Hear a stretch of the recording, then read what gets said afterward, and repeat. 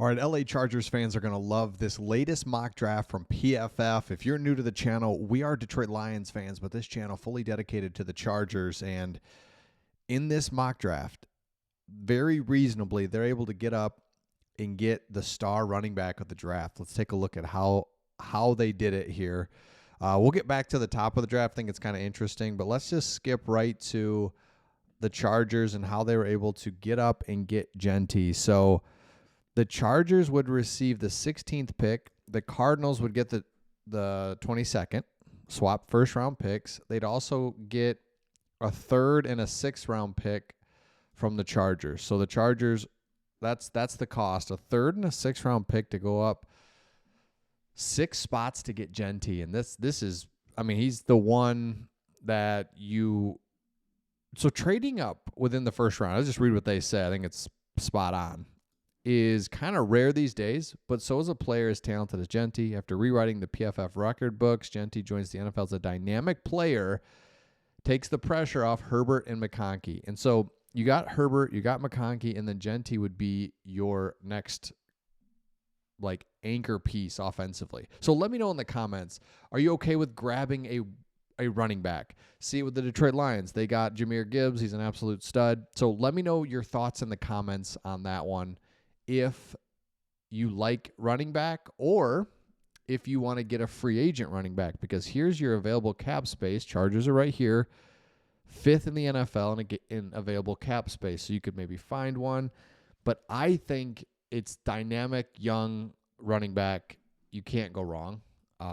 Just not at all. And then look at the top of this draft really quick is Cam Ward goes to Tennessee, Shadur Sanders to the Giants, and the Browns get Abdul Carter to replace Myles Garrett. And they've actually got Myles Garrett being traded to the Washington Commanders. So a lot going on here. But the New England Patriots take McMillan, which while Travis Hunter is higher on boards, there are questions whether he'll play in the what position he'll play. Yeah, I don't think that's good. But okay. A couple other things here is from the combine, the top takeaways from defensive back and tight end on-field testing. A couple things you have to see up here because while the Chargers don't need a DB, like you all, with that being said, you kind of always do because they're so important. The pass game is so dynamic around the league. You got to have guys that can cover. You can grab them if you can. So a couple that I think is really crazy is Maxwell Hairston. We already knew Hairston was fast, but a 4.28 40 is something we need to appreciate every time we see it.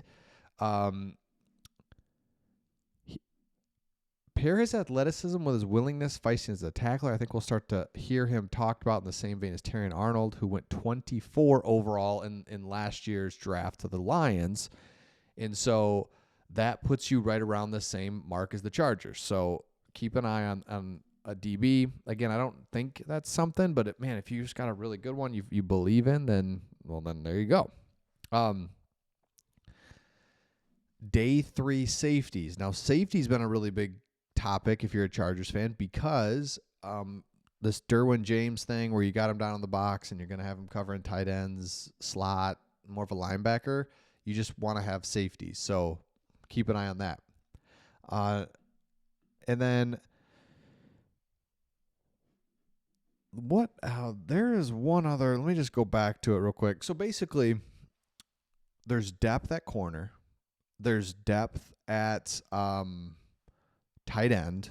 Running back can be there for you. Offensive line is something that you know you're going to look at.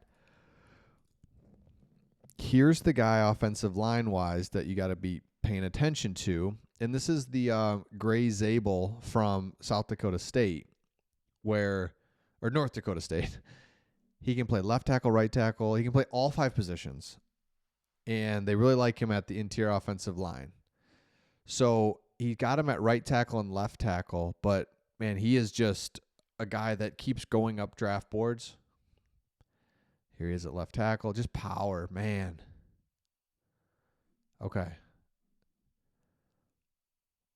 I don't know if you saw that. The defensive end jumped in pretty quick And he was right there. Just washed him out into the rest of the areas again. Just so easy. Makes it look easy. And that's the thing about these top tier offensive linemen. They make every play look pretty easy. And that's how you know. Right? Potential first round pick and interior offensive lineman 1 in this class. So there it is. That's why if you're a Chargers fan, that's somebody you're definitely looking for and somebody that you're like, yeah, I could go that route. So let me know your thoughts in the comments. Getting Genty, I mean, what else do you want? Right? You can't go wrong. Let me just show you one other thing that I think is really important is as you look towards free agents, let me just look at once you put together your top 3 draft picks. So here it is right here. You can kind of see what you need to do in free agency. So tight end, corner, defensive lineman. So offensive line is something, and running back that we just talked about would be really perfect. But that's something that you could pick up in free agency because you've got the 3rd most free agency dollars, or 5th most of anybody in the league. So I don't see why you don't use that this year because, again, you've got your star quarterback under contract at a big number. I think that's what's kind of exciting. A lot of these teams have rookie deals or their quarterbacks due up to get paid, and so you're kind of managing around that. Justin Herbert already makes $55 million a year, and you still have a lot of money. Now, with that being said, it's because you don't have some of these splash players that you need to start going after. And I think that's the good thing and the problem as well. So if I'm a Chargers fan, I know that Jim Harbaugh is going to go offensive line. I know that he's going to go running back, skill position players, absolutely, tight end, corner, safety. I mean, there's a lot of different ways you can go, but there's no like dire need. I guess offensive line, interior offensive line, and running back. But other than that, you don't have anything crazy that it's like you just don't have anybody. Defensive end too. I think defensive end's deep. You can kind of get younger there. Bosa's gone.